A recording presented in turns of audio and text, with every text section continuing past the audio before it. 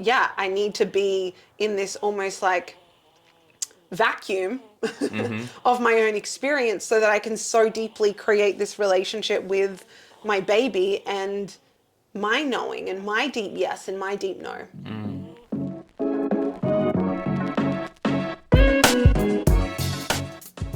Yo, yo, yo, lovers. Welcome to Sex, Love, and Everything in Between. We're the O'Neills. You're here with Meg and Jacob. And this is the place we have really uncensored conversations about sex, intimacy, and relationships. We're super excited you're here. Enjoy this episode. Yo, yo, lovers. Hey, hey. Hi, beautiful humans. Guess what? We had a baby. We got a baby with us.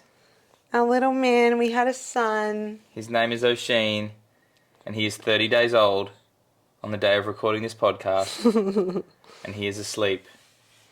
We don't know for how long, and I've got the mic like right near his face, so if you hear We are riding the lightning right little now. background noise, it's little Oshi's baby snoring. It is very cute. Maybe we'll just record that for the entire podcast so you guys can just listen to his Some cute little ASMR. noise. But we're very excited to be here. This is going to be part one of maybe three, Maybe four. maybe four, like a birth series where we tell our birth story. You guys have sent in so many questions as well, so we're going to do a whole Q&A episode on our pregnancy and birth, and then probably a postpartum episode too, because I've had a lot of questions about how I'm doing postpartum. I think that's going to be a really cool, because we've had such an incredible postpartum experience. Yeah.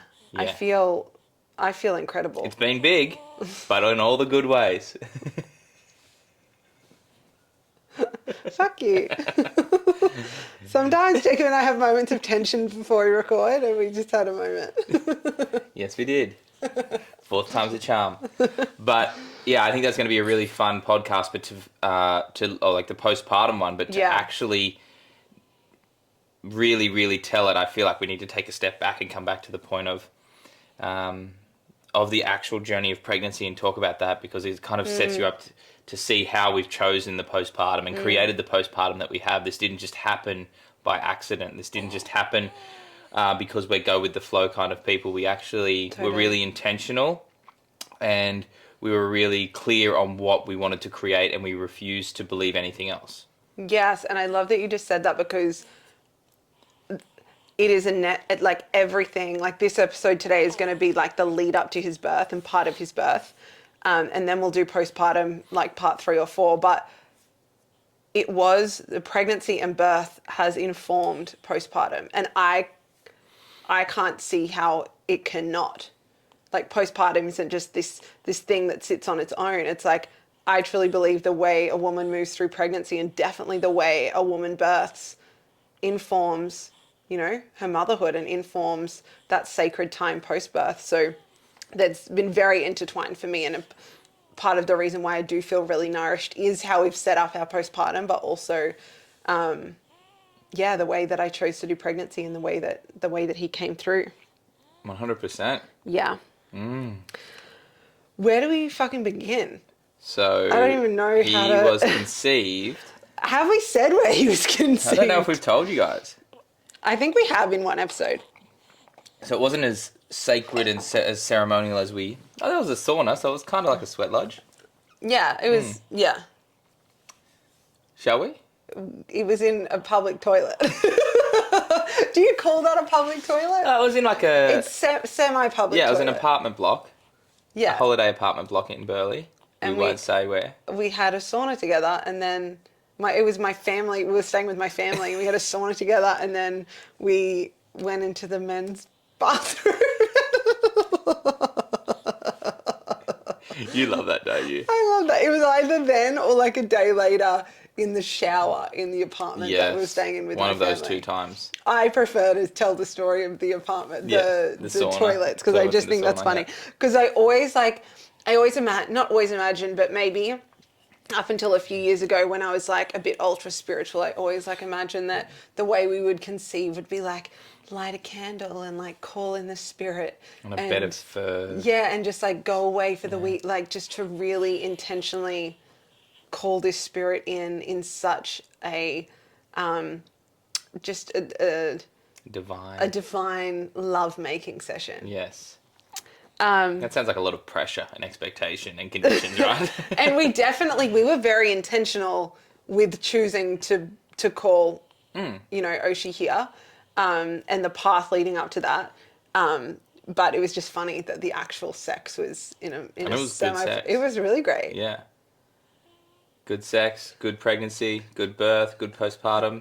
End of the pregnancy series. Yes. It was good. Yes. Okay, so we conceived in the semi-public toilet. Mm-hmm. Do we want to really talk about, like, we've already kind of spoken about my pregnancy journey in other episodes. I think, like, to wrap all that up, so you were really conscious of, preparing your body for pregnancy.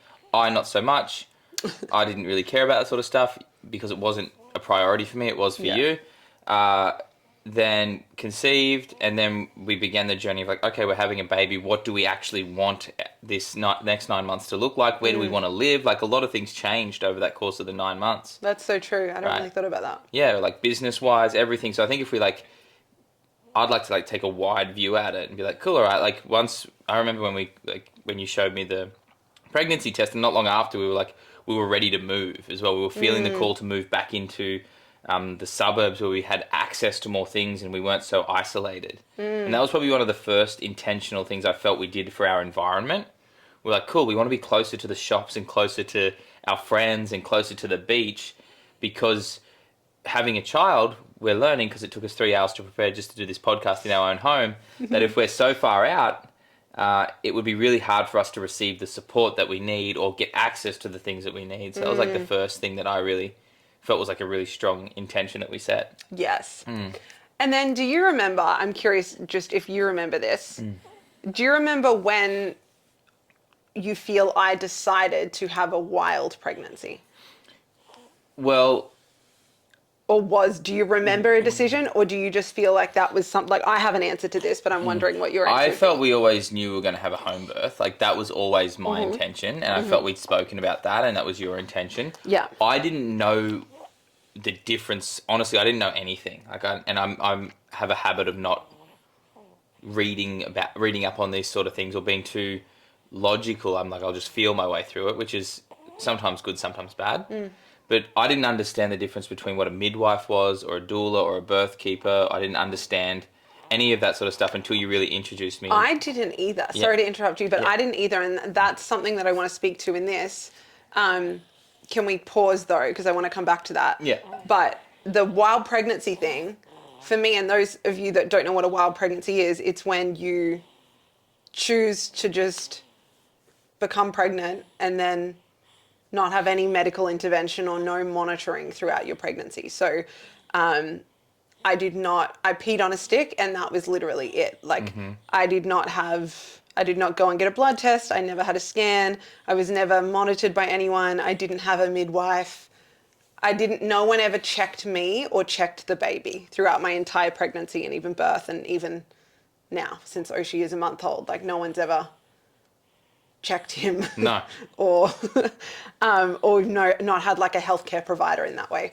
And I don't even know if that was ever like a decision. I just think I knew I didn't want to get scans. And then when we got pregnant, it was just like, yeah, I don't want to see anyone. And that's when, for me, I always thought, I always knew that we'd have a home birth. But for me, I always thought home birth meant with midwives. And I thought that was kind of like, the best option. And I just thought that was what a home birth was. I thought you needed to have a midwife there. I thought you got I thought it was one. almost like illegal if you didn't have a midwife there, which is so like kind of fucked up. That was my mindset, or that's what we're conditioned to think, that it would be illegal to just birth your child and do a very biological thing or physiological thing in your own home, but you'd need someone there. So yeah, I thought we'd always have a midwife. I contacted a midwife. She didn't get back to me for like a month. I think I contacted her maybe when I was like 10 or 12 weeks. And then in that time between contacting the midwife and her getting back to me, I found the Free Birth Society podcast, which free birth is when you choose to birth unassisted. You don't have a medical provider there. Some people would say free birth is when you don't pay anyone to be there, like no birth keeper, no nothing. But really free birth or unassisted birth is when you don't have a medical provider there. And I started to listen to I binged these podcasts, like hardcore, like binged. And I was suddenly like, I want to do this. I want to birth in this way. Why did it feel right, or was it like, oh, these people are speaking my language? What was the feeling? I truly feel like it was like my baby wants to be birthed in this way. Like this, it just felt so fucking true. Yeah. It felt so true. And I would start to tell people, oh, I'm thinking about not having a midwife and doing more of a free birth thing. And I had quite a few, even people in the alternative kind of space say to me like, oh no, like just have a midwife there. They're super hands off, or I know someone who had a super hands off midwife, like all these things. And yeah, maybe, but it was really interesting. Like already I was getting this pushback, and even when I was get pushback from people, none of that, I could just feel this trueness in me of like, this is the way that I'm meant to birth. I feel like I'm really riffing, but there's so much that wants to come through right now. I have a lot to say about pregnancy and birth, so because I'm a man. We'll get to you. Actually, the first time I ever watched a birth video was probably 10 years ago. So I'd never seen a video of a woman giving birth until I was probably like 21. I don't even know how this video came up for me. Actually, I think it was our housemate M showed me it for some reason. And it was a woman free birthing. And I remember she was giving birth in a creek, and she had her husband was filming, and then she had multiple other children just playing in the creek. And I remember I called my mum afterwards being like, oh my God, how did you do that 3 times? Like, how did you give birth? Because it just looked quite intense. But also I remember not thinking that was a weird thing. Even though I just said before, I thought it was like there was a legality around, but I think both of those things kind of existed in my mind at once. But I remember watching that video and thinking yeah, a woman can just give birth without anyone there. And it just, I don't know, there was nothing in me that was like, oh my God, that's wrong or dangerous or anything like that. And I remember coming into pregnancy, I think in the back of my head, I knew what free birth was, but I was always thinking, oh, I'd do that like my 3rd or 4th birth. Yeah, I was like, again, it was like, I don't think women are allowed to do that for their first birth. Get some runs on the board, yeah. You're you've got to earn your certificate. Totally, they can have, they should have a midwife there, or and then maybe in multiple births once they know what they're doing. So yeah, just a lot of context. Can I give one more piece of context? Yes. We watched a documentary when we lived at Kite Street. This was when we thought we wanted a child, when we definitely glad that didn't happen. Thank you for not coming then. Thanks for waiting, bud. Thanks for waiting, little man. And I remember watching the Ina May Gaskin documentary. Yes. Yeah. I don't know what it's called, but we watched it, and that was where I was like, oh, cool, all right, this feels more aligned with our values. Yes. So if you ask me, that was probably what seeded that. Before that, I thought, oh, yeah, you go to the hospital, you get put up, you hang out there, you have a couple of days where they feed you. And, I'm glad glad we didn't go down that route. But even thinking back to the Ina May Gaskin documentary, that was still, that's what I thought was what we were going to do, have a midwife, because I'm thinking about some of those things, they're still being held, they're still being coached to kind of push, they're still being very much guided and, told what position to get into and all of these different things. So again, I thought that was the only way to home birth, to have someone there telling you what to do, what position to be in, when to push, right? And then I discovered the Free Birth Society podcast and started listening to all of these stories of women just Giving birth. doing the thing without anyone telling them what to do. And like I said before, immediately I was like, this is... him snoring. This is the way I want to fucking birth. Yeah. Yeah. Do you remember when I first came to you and was like... You said that the midwife didn't get back to you, and then you were like, we were looking at the idea of a birth keeper, but then you were like, maybe we don't even need one. Yeah. And that's when my nervous system went, hang on, I'm not too sure about that. Yeah. And it's a lot of pressure, and I'm not saying that a man can't handle it, but it's a lot of pressure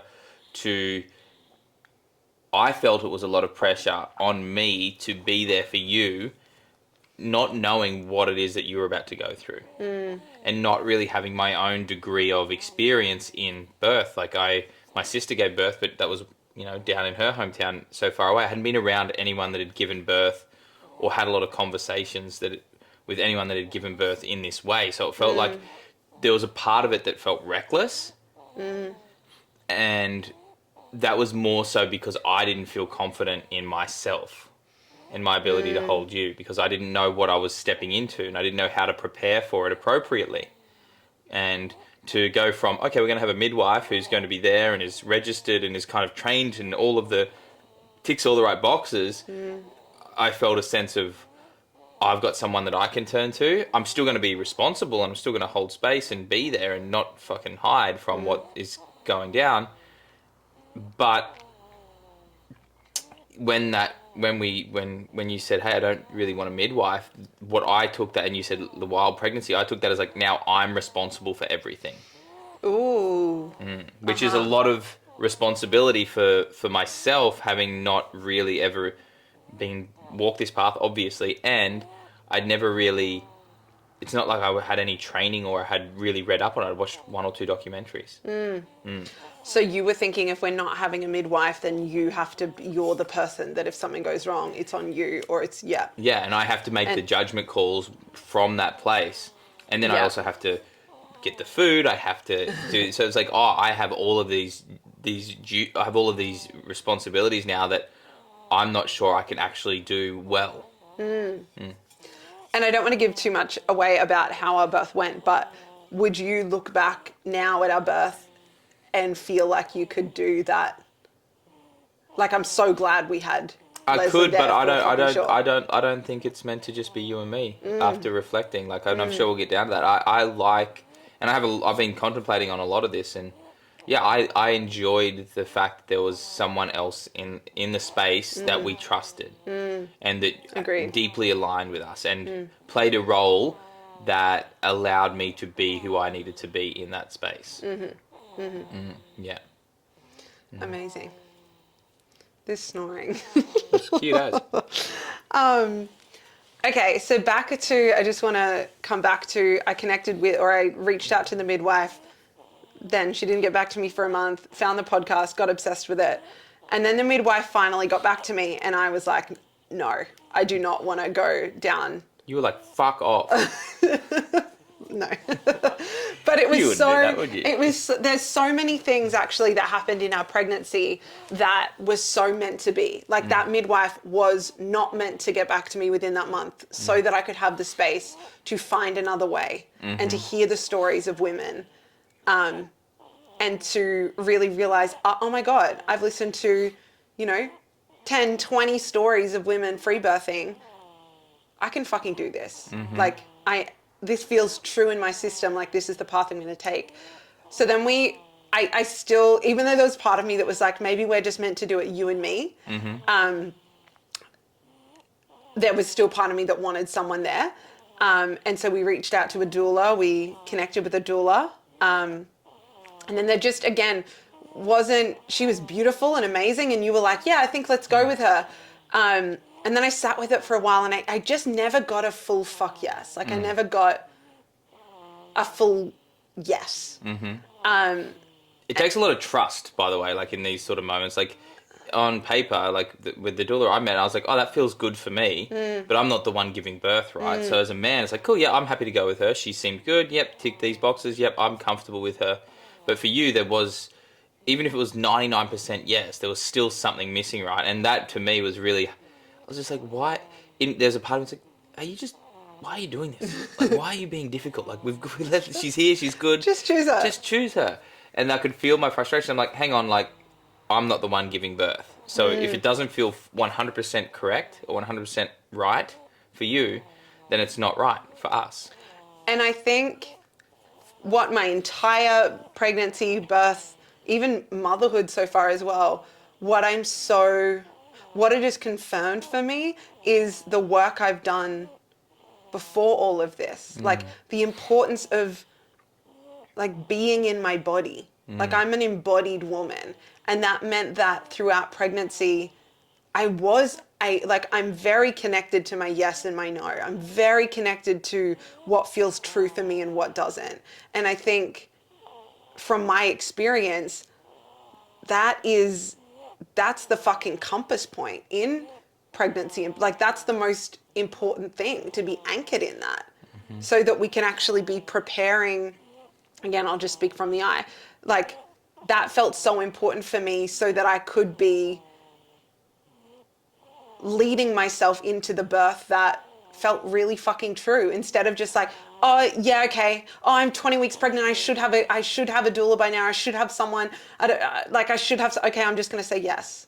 Or they're following up with me, oh my gosh, I haven't given them a decision, okay, I'm just going to say yes. It was like, no, I was so devoted to waiting, like, and just something being such a fuck yes.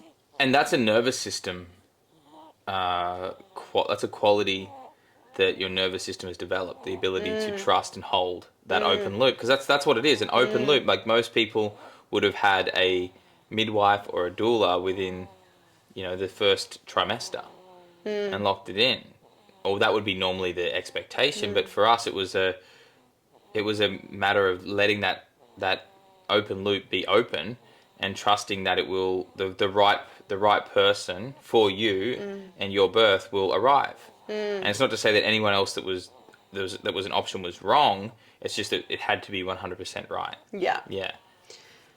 I also just want to touch on, like, we didn't do any scans or anything like that. Like you said, you peed on a stick, and that was it. But like that also, you have to trust there as well. I think that's another big piece of trusting. Like there was no indication of the health of our baby outside of our own relationship with the baby, direct relationship. Yes. And that surprise, one of the most I don't even know if it was surprising, but like I found that very easy throughout pregnancy. There was never, I was maybe expecting to have more moments where I would have been like, ooh, should someone check me? Or I just literally never had any of those moments. And I think I said this on a previous episode when we were speaking about what the wild pregnancy and the way we were doing it. I think I was very early in the pregnancy by then though. But for me, it really helped that like we don't really partake in the medical system. Like I kicked my toe earlier in the year. We went to the emergency room because it was pretty bad. But like other than that, we don't see doctors unless something feels like an emergency or very, very true. But when we don't really partake in it at all. And so that just didn't feel true. It just didn't feel like in my body, but in a logical way as well. Like, why would I go into a system that I don't usually partake in and I don't trust? I don't trust that system. I don't trust it at all. Not just in pregnancy, but leading up to that in my life. I don't trust it. So for me, that just like didn't make sense. So yeah, it just felt, I wasn't actually wobbled at all through my pregnancy. It felt very easeful to connect with my baby and trust my body and my baby.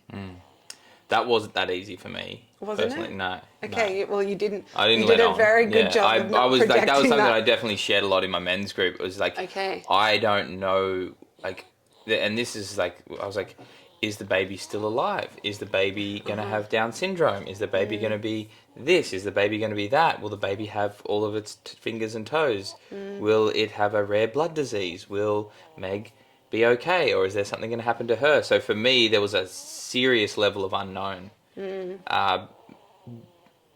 And I just kept coming back to, like, when was the last time you went to the hospital, Jacob? When was the last time you went to a doctor? Like, you don't...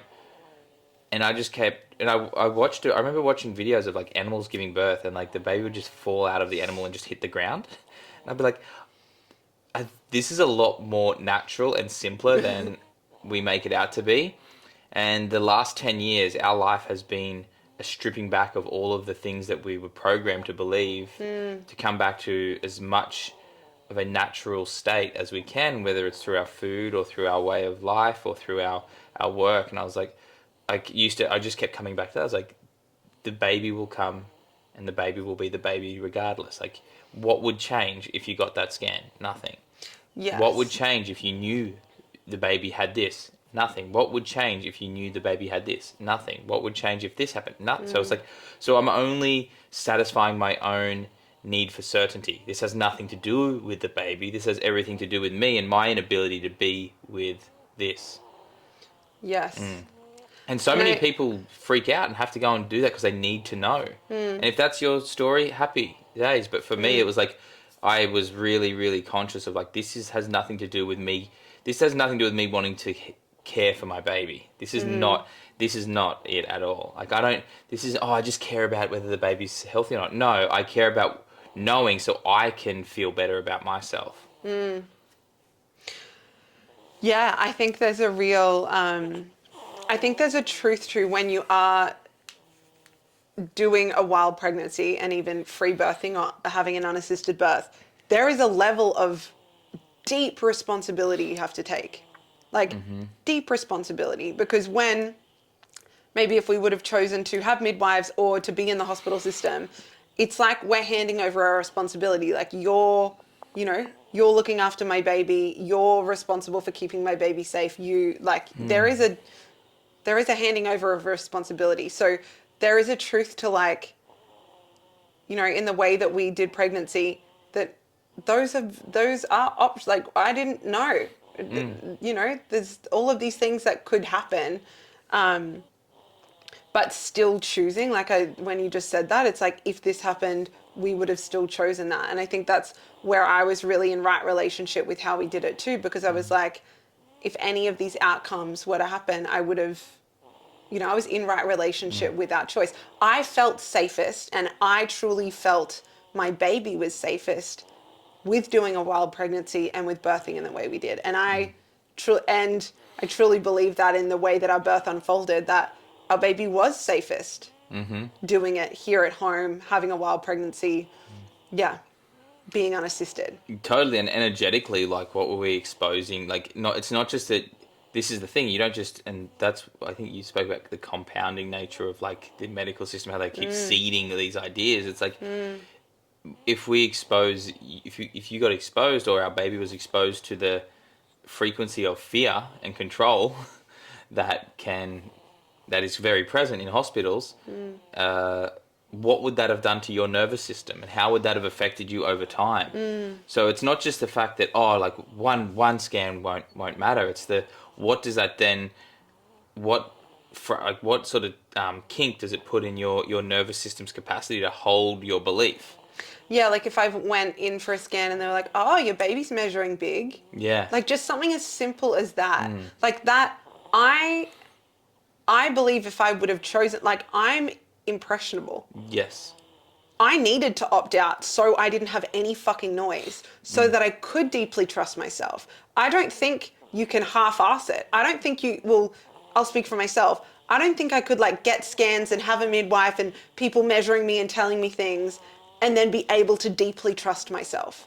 I needed to do it the way we did it so that I didn't have any noise and no one telling me he was too big, da-da-da-da-da-da. Oh, look at this. Or, that's unusual. And I know that I couldn't have been there because I would have punched someone in the throat. So I just know that was my choice, because I knew that, I need to be in this almost like vacuum of my own experience so that I can so deeply create this relationship with my baby and my knowing and my deep yes and my deep no. Whew. You're channeling. Do you even know where Should you're we- at right now? Should we continue? Yeah. What were...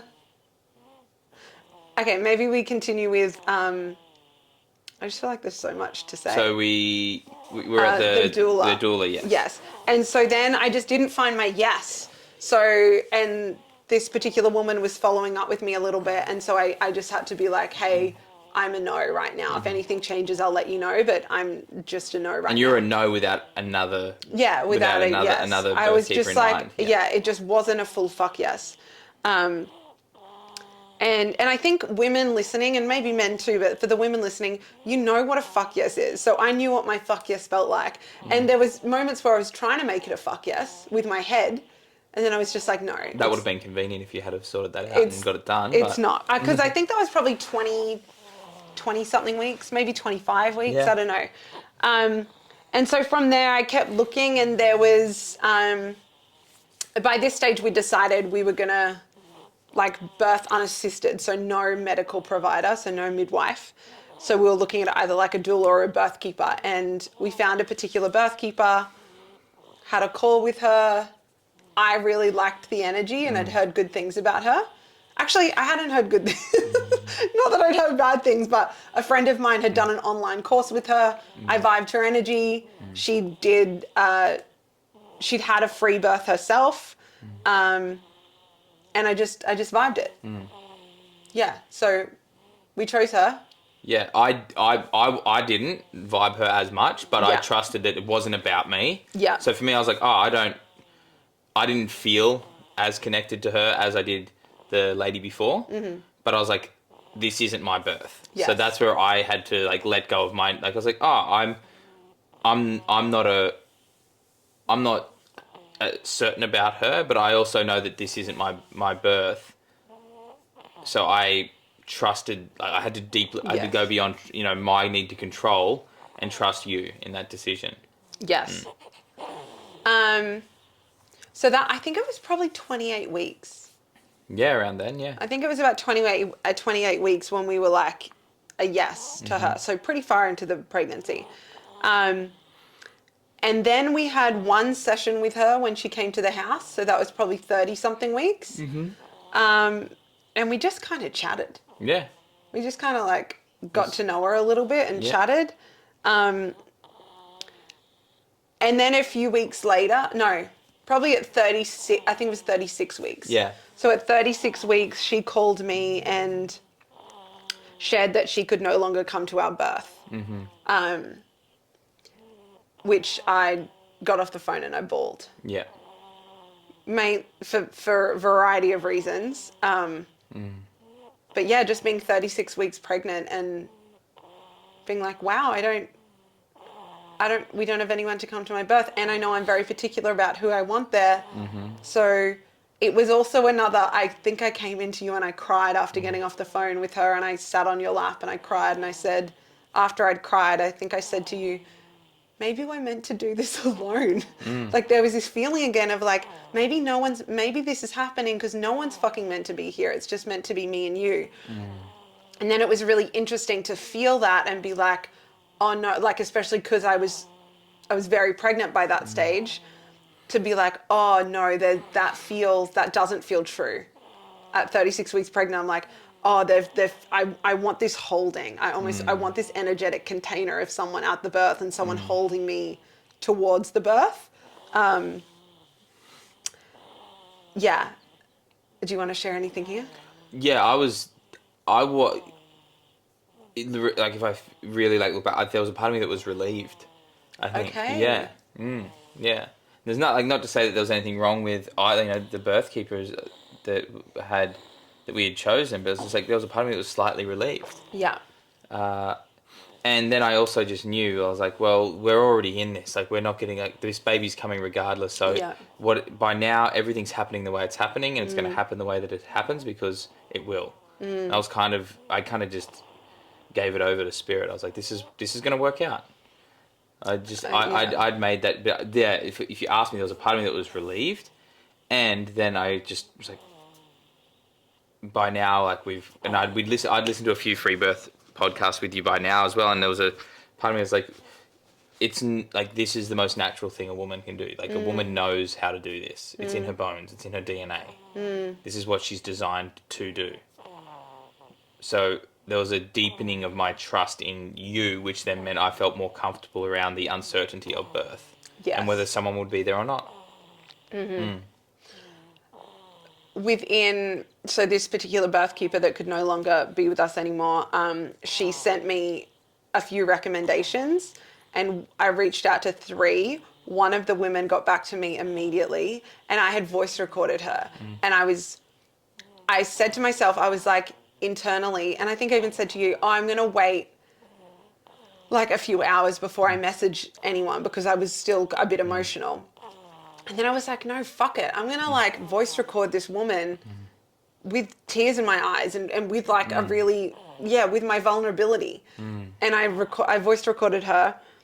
And she voice recorded me right back being like, hey, can I FaceTime you?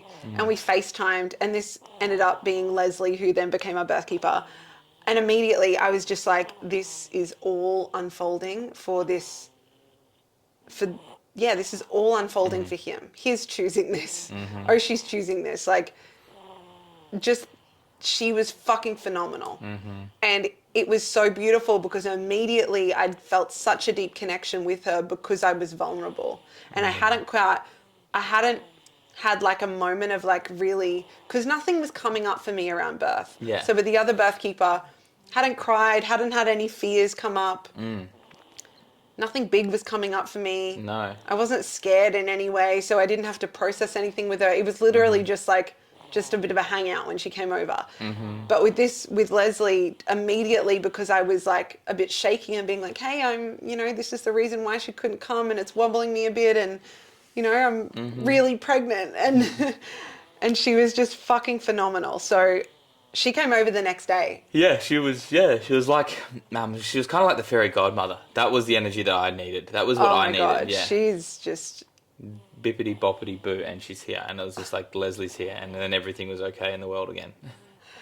And Leslie we've spoken about Leslie before, but she's just fucking phenomenal. So from an energetic perspective, like that is what she brings. She brings a very beautiful, soft yet strong sense of love. And she holds such a beautiful maternal energy, which I'll speak into then her being in my birth, like in the next episode. But it was so healing, even leading up. So we said yes to Leslie the next day. We're like, this feels fucking amazing. And then Leslie came probably 3 times leading up. So maybe once a week before we gave birth or once a fortnight before we gave birth. And Leslie would come and she would rub my feet and she would just sit and she would ask us our own birth stories. So how we came into the world, and she would ask us if anything was coming up. And again, she wasn't, a birth keeper doesn't check. She never checked me. She never palpated or like tried to check where he was or anything like that.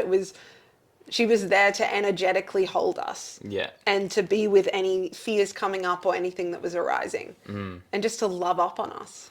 Yeah, she just created a sense of, this is normal. This is the most normal thing you can do, and this is how we can support, we can support you, being the one that's having the baby, my love, is that we can support Meg to have the most beautiful birth ever. And it's like, we learn a few little moves and massage techniques, and it was all just really, like, it was all just very, like, it was easeful. It was this, it was like, it just felt like there was this really beautiful softness, but that softness was only there because of like I don't know, there was a beautiful strength in her that maternal strength, the mother archetype. And there's like and I think when I also, just for anyone listening that might be like, well, what's the purpose of having someone like Leslie there? And when I think about what I wanted leading up and then what actually went down in the birth as well, it's really like energetically holding the space. It's being and also some of the more like logistical things. So when he was born and some of the things like, helping move me and the placenta and things like that. But really we wanted someone to just like energetically or almost energetically hold you in a way as well. Because it's like you... No, oh, can I explain this? Yeah. Energetically hold the space so you and I could be in it. Yes. Together. Because Totally. that was the thing that I looked at. I was like, if I'm holding the space for both of us, then there's going to be a part of me that's slightly detached from the experience. Yes. Just by this and being my first rodeo. You could rest into the space that she was holding Yeah. instead of feeling like you were holding it all. Correct. Yeah, I was like, cool. All right, I don't have to do all of the holding, and my awareness can like really hone in. Where you know, Leslie could hold the wider field. Yes. So yeah, as soon as she kind of came into our life in that journey, it was just immediately like and I remember when I got off FaceTime with her before she came, like when it all went down. So within 20 minutes of talking to our old birth keeper, Leslie had FaceTimed us, and I think I came in and was like, I'm so happy, this is meant to be, like this is just so fucking meant to be. She's incredible. Yeah. So it truly felt so unbelievably divine, just like how all of that and like how we trusted, and especially I guess me, like not waiting, like being able to be in majority of our pregnancy without any support, without knowing who was going to be there. Yeah. Anything else you want to speak on that, or do we want to now speak on like... No, I think that's like within 24 hours, like everything had changed. Yeah. But it felt even better. Yeah. Yet again, so it was like this. All right, we didn't choose the first birth keeper, and we trusted. And then we chose the birth keeper, and we trusted. And then through her not being able to make the birth, we had to then trust again. And then we were gifted the wonderful Leslie, and that then like there was like a bone knowing, like in our bones, like it was like it was a fuck yes from you, and it was a fuck yes from me. Yes. And I think that was probably the piece around, you know, birth and pregnancy is like, yes, it is the woman's role and she has the final say 100%. But I think if you're choosing to do this together in the way that we did it and fully be both engaged in the process and not outsource anything, and any outsource anything via a fear-based belief, like for me it was really beautiful to feel that level of a fuck yes with Leslie and be able to fully like rest into that as well. Totally. As someone who wasn't giving birth but was there for it. One thing I want to talk about is I want to kind of talk about the days leading up to giving birth, because he came at 41 weeks and 5 days, so you know, almost 42 weeks. And even though I don't believe in the due date, I just think baby comes when baby comes. Do not ask a woman her due date. How dare you? Was I saying that? No, but I could feel when someone asked. It Well, people would say, when are you due? And I'd say, any day now. Like, I would never give them the 23rd of September. Even though in my head I knew, like, I'd tracked my ovulation and my last period and stuff, so I had a date. But I would never say to people, oh, due date is the 23rd of September. But even though I didn't really believe in the due date, as soon as I got to 40 weeks, just like every day feels like it's 10 days long. Like it's a long fucking time after that point of just feeling, and especially because I had many moments of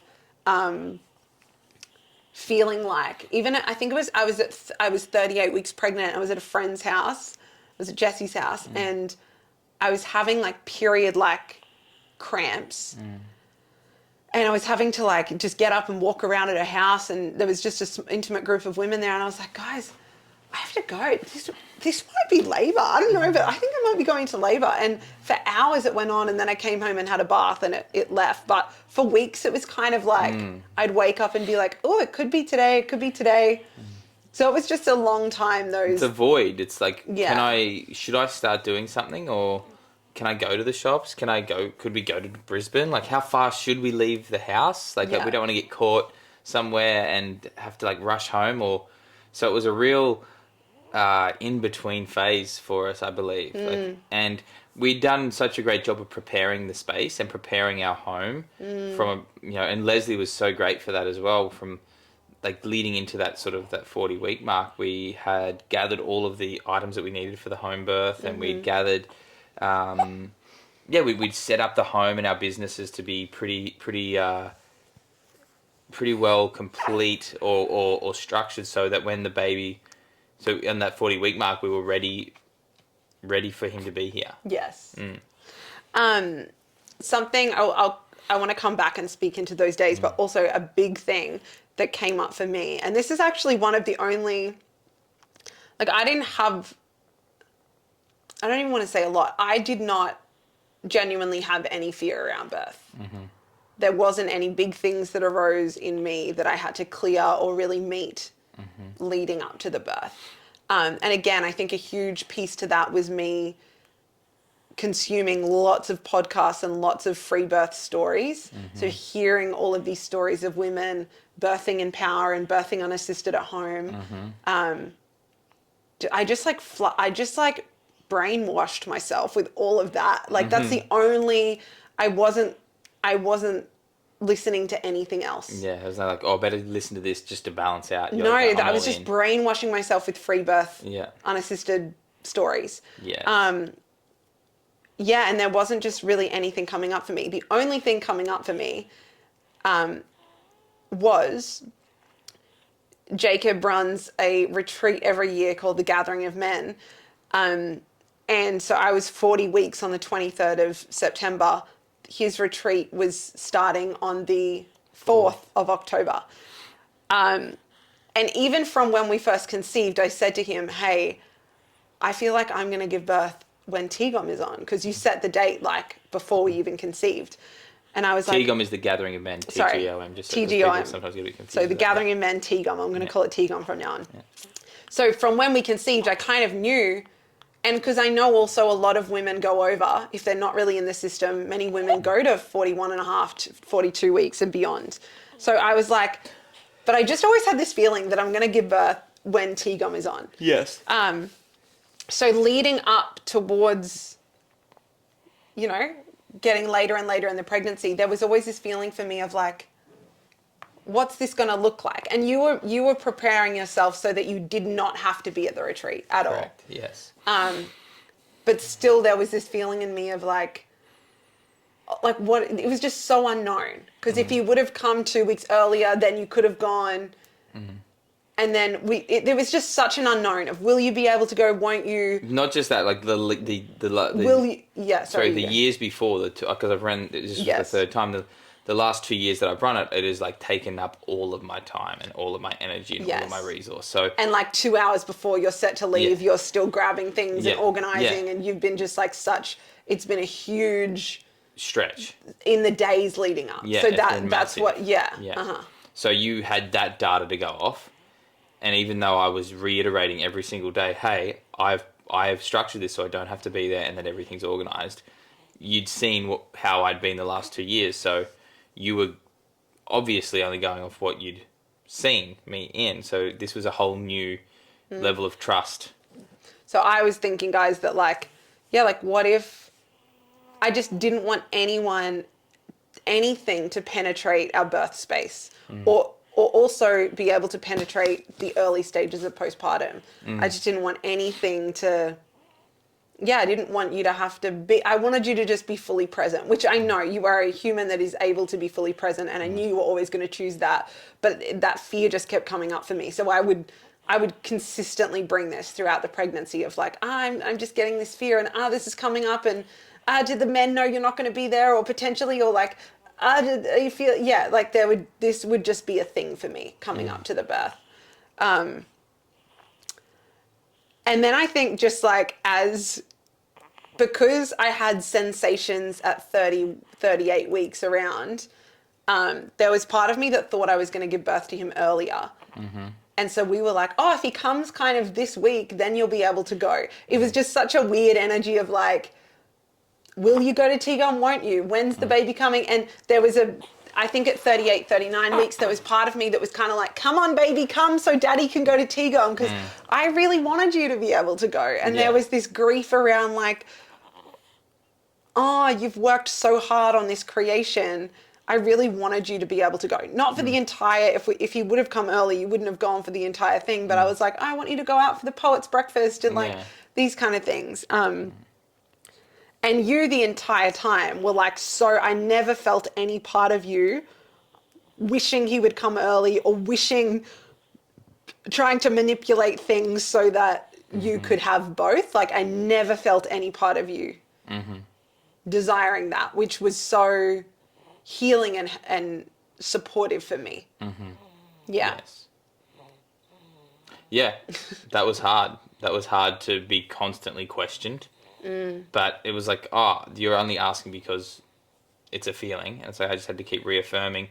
And I knew it was always my intention to build myself out of the center of that event. Like I can't be like, what happens if I get hit by a truck? What happens if I get sick and I can't go? Like there's all these other factors, you know, there was a lot of what ifs that if everything rides, you know, if everything is weighed down on my shoulders, there's other factors, you know, over the coming years that I'll need to build myself out of this eventually. So this was a real activation for me to restructure my business, restructure how I do things, and actually learn to work more efficiently.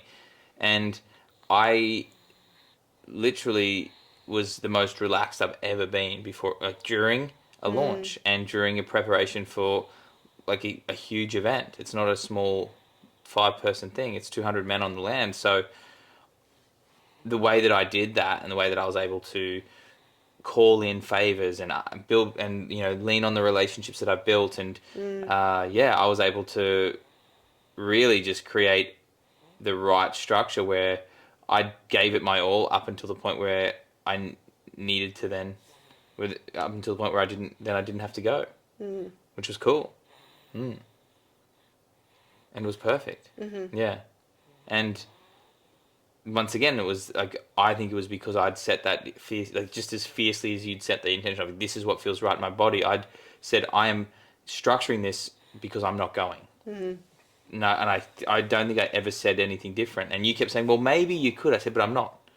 But what? And you were being very accommodating. I was like, no, that's not how it's going to be. Which was very sexy and very like, that continued to make me feel safe. And if like when I said before, I never sensed any part of you that was like energetically, I wish he comes early or I hope that I can go. Like, no, you were so solid in, I don't need to fucking be there. And not that I don't want to be there, but there wasn't like I hope it works out that I can go. Never, ever, ever, ever, ever did I hear you say that. So for me, that just felt like, because this was the only thing that kept arising for me, and it was this fear of like there being like some kind of rupture in the space, in the containment of the birth and the container of postpartum, that when you reiterated that, when I would bring my fear to you and you just reiterated that I'm not going to be there. I know, even when I was like, I hope you get to go to I hope he comes at this time so you'd just be like, no, I don't need to be there. He'll come when he comes. Like, it just, you wouldn't even entertain my hopes that you'd get to go. Yeah. Which was just, again, I just want to say that because it created such a deep level of safety, and it was just you reiterating like, I'm here. Nothing else is as important as this moment and you and the space that we're creating for this birth. And if I had have been like, oh, she's giving me permission, I'm going to latch onto that. Yeah, lover, I will go, but like, if the baby comes then we'll, but I'm definitely going. Yeah, like you weren't trying to be like, oh, okay, so I'm going to do everything I can to go and make everything, like you were just like, no. And even in the final day, like, you know, just to spoiler, but I went into labor the moment of the opening ceremony of Tigom, and even the day before he came, I was like, oh, like maybe you could go tomorrow. Like if I'm not going into labor in the morning or I'm not feeling things, like I really want you to be able to go. And you were like, oh, we'll see in the morning. It doesn't matter. But yeah, it wasn't like you being like, oh yeah, cool. Okay, that'd be great. Which was, again, just, yeah, it was really fucking important for me to feel you here and you wanting to deeply be here despite, like, of course you fucking wanted to be here, but despite this huge thing that was happening in your world as well. Yeah, 100%. And I'd built Yeah, and I'd built a structure that if I had have gone in anyway, it would have been clunky. It would have we'd put people, like there was a leadership team and they all had roles and everything was working, and it was as if it almost felt like it almost would feel like I was running onto the field when I wasn't meant to be there, when there's already enough players on the field. So it felt like I'd structured that regardless, and for me that was a letting go. It was like I have to be okay with not going to something that I've spent the last 12 months devoted to, like heavily, and that's okay. Which is cool, because it like you said, like I finished, like, and the way that it happened, you know, it gave me, I was able to, we were sitting at home and be like, well, baby's not here, like in the lead. I was like, oh, I'm just going to work, because there's nothing, like, this is the lifestyle we've created. Yes. That we can work the way that we do. And it's not as if I was having to go to and from an office or to and from a job. It's like, oh, I'm at home and I get to be here and we have breakfast. And I'm like, oh, I'm going to work. I'm not going to just sit here and look at each other and wait and like be like, okay, and like feel that kind of urgency. I was like, I'm going to go and work and use my time intentionally. And that then led to, me being able to pretty much like be the, really like steward the retreat, like steward everything and direct everything towards a retreat. So everything landed so beautifully, and I really I really like redefined my leadership role that I hadn't ever stepped into before. What was I gonna say? Yes, I want to say a few things. Well, the timing of him was just like fucking impeccable. Yes. Like there was, like, of course, but so many things in our pregnancy and birth, like we described with the birth keeper and everything, like everything was just like, and it's funny I'm about to use this word, but I was going to say everything was just perfect, because I remember in one of the podcasts I did leading up to birth, I was like, I don't want the perfect birth. Yeah. I don't want the perfect birth. And by that I meant like reverse the curated psychology, spirit, we got but ya. like the curated, like, oh, it's going to be orgasmic and it's going to be perfect and I'm going to just be like, I didn't want that. I wasn't trying to manifest that. Yeah. And I think I really let go of I didn't have like a birth plan in terms of like, but simultaneously, I think this is like a hard thing to describe. I didn't have a birth plan as in like, it's going to be orgasmic and this is exactly how it's going to look and all these things. But I was so anchored in the knowing that I was going to stay home. And I never entertained anything else. I was like, my body knows how to do this. I'm going to give birth in our living room. Like, nothing else was in my field. I would say that you weren't grabbing hold of any kind of like, it needed to feel this or look this way. Yes. Other than, I'm having this baby here at home in a place where I feel safe, where I can be in the full range or the full spectrum of expression. And my body can do this. Maybe it'll take 5 hours, maybe it'll take 32 hours. I was open to whatever it was going to take. Yeah. But yeah, knowing that, I was going to say the perfect timing of the birth, because it was fucking impeccable that you were working right up to pretty much the moment I went into labor. Not like working, but T-GOM had, like, I went into labor the moment of the T-GOM opening ceremony beginning. Yeah. So you were able to prep, you were able to like be on call for people who needed you. Yeah. And it was literally just like this little guy knew, okay, the opening ceremony has begun, daddy isn't needed anymore. Those, like, they can go do their thing and have their ceremony. Now we're going to be in our ceremony. And just how impeccable that was. Like, literally it was like, as one ceremony opens and you weren't needed anymore, this ceremony began. Correct. And yeah, it was just really fucking beautiful. And it was like, if he had have come any sooner, would I have still had things to do? Yes. And if he had have come any later, would I have been like just sitting here being like, oh, I wish I was out there. Well, we don't know because it didn't happen that way. But he came right on he came right at the perfect time where I was like, the transition of, okay, I've done all that I can and now I'll let go. And the guys have got this. That was my, not my fear, but like my thing of like, oh, imagine if he came on the Tuesday and we were just sitting here all weekend being like, should you go to Tigum? Oh, is this a sense that, is he coming? Like, like that would have been painful. That would have been really challenging to have gone through the whole weekend and him not come and you know, miss. And I'm sure we would have moved through it and all the things, but it just felt like so fucking impeccable. Like the timing of it, just wildly impeccable. Yeah, divine timing. You had a divine... Perfect, not orgasmic birth. The only other thing that I think might be helpful, or just like if we have any thoughts on just any more of that lead up, how he felt in the lead up, those days, and then I think we can come to completion on this I think we episode. were just good at like being okay with like once again, like it wasn't a due date. It was like, this baby will come when this baby comes.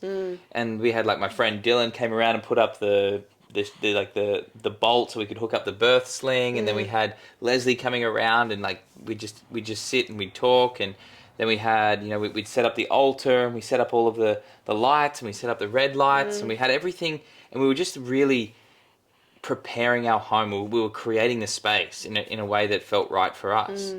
And we were like, okay, let's, you know, we set up a few, you know, plans for postpartum, and we made sure that we had some stuff there, but nothing was ever like, we need it to be like this. Yes. It was like we just kept tending to the edges of the space, and tending to the beauty of what was coming, and it was always around like, what is going to honor, what feeling are we honoring? What intention are we returning to? It's like, this baby knows when it wants to come. Meg's body knows how to do this. Yeah. And we just were anchored to those very core beliefs of like, this is nature doing what nature does. And that for me, like in the lead up, it's like, cool, all right, yeah, I'm going to be like, I'm going to do some work. Like, I'm literally 10 meters away in my office. It's not as if I'm leaving to go to South Australia, or I'm rushing off to Brisbane to do something. It's like, cool, I'm in. Like, my work was designed around the fact that I wanted to be here and available. And that's not everyone has that luxury, or not everyone has chosen that path, but for us, that's what worked and what allowed us to really have a really, really beautiful 9 months, and for you to have a beautiful pregnancy, because we were living our life by design. Yeah.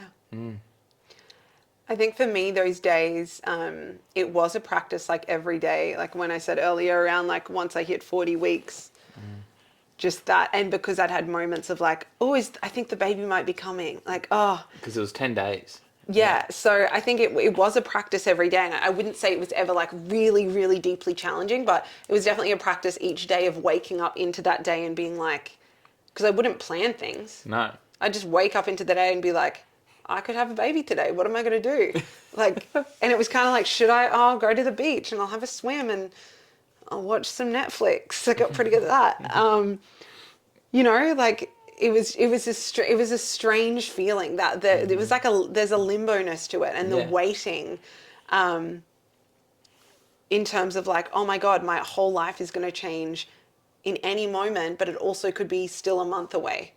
Because, you know, I know people, and Leslie has has known people that have women that have gone to 44 weeks, 45 weeks. And like, you know, we were never going to have any intervention, no matter how long the baby was, you know, the baby was going to come when the baby comes. So that was just, I just want to speak into like that. There was challenge in that. And it was a daily practice of just surrender and just not trying to work out when the baby was coming, and not trying, when I would have sensations, not trying to be like, oh, this is it, this might be it. I was just like being with the sensations. Even when we get into part 2 and we speak about the actual birth, like that whole morning, I probably didn't say like, oh, I think it's going to be today. No. But I was feeling a lot of different things and new things, but I didn't ever want to attach to like, okay, the baby is coming, until the moment of like, okay, no, this is really on. I think this is really happening. So yeah, that was such a deep practice over those 10 days of just like, probably from like 38 and a half weeks, 39 weeks. So probably 2.5 weeks where it was like, yeah, just surrendering, letting go, releasing my grip of timelines, releasing my grip on like do I think it's going to be tomorrow? Is it going to be today? Like, just like letting that go. Yeah, 100%. Yeah. But yeah, that's it in a nutshell, I guess. The pregnancy and lead up to birth for part one. Is there anything else that I think it's just like cool to like, for me, like, I'm really proud of the way that we've chosen to do this and how easy it has been. And I will use the word big. It was a big time in our lives. Like that window of like Tegon was happening, Oisin was arriving, all of that. It was big. It was a lot. It was like so big. Life was full, but it wasn't. There was not at any point where I felt like you or I were like angry or this is hard or this shouldn't be going this way or I wanted it to be. There wasn't. I wish it could have been different. There wasn't any, I want this. This isn't going the way that we wanted. There wasn't any of that frustration from a point of like this isn't. I'm not getting what I want. And I think that comes down to the way that we spent every single day of the pregnancy of being like, this is what we're choosing and this is how we're doing it. This is what we're choosing and this is how we're doing it. And this is our intention. And then let it go. Yeah. And that's it's I've described it as like it felt like the night before a grand final for 9 months for me because it awoke all of my insecurities. It's awoken all of my fears. It awoke all of that, and that was a daily practice of being with that. And by the time the birth came around, I was prepared for anything because I didn't outsource my fear to someone outside of our family to give me a false sense of certainty. Oh, I think, are you open to me just like asking you questions on that before we end?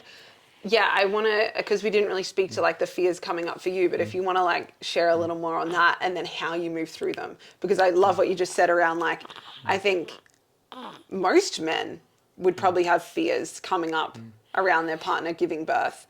And like we said earlier, and my thing is like give birth where you feel safest. And for us, it wasn't the medical system, but there, to a certain degree, the medical system does give us a sense of security, but no one can ever take away any uncertainty or any, and especially with birth. Birth is meant to be mysterious and uncertain. So yeah, just the way we chose to do pregnancy and birth meant that you had to take full accountability for that fear and like be with it. So 100%, yeah. Tell us more about that. We had it's a different type of fear because it's not me going through it. Yeah. I am going through it vicariously. My life is changing, but I'm not the one in the driver's seat. You are. So the fears were really just a lack of control. Anything to do with a lack of control. And then what's he doing? Is he getting out? Is he? Oh gosh. Oh, how do you slip through there? Yeah, he's waking up. Oh, this is perfect timing.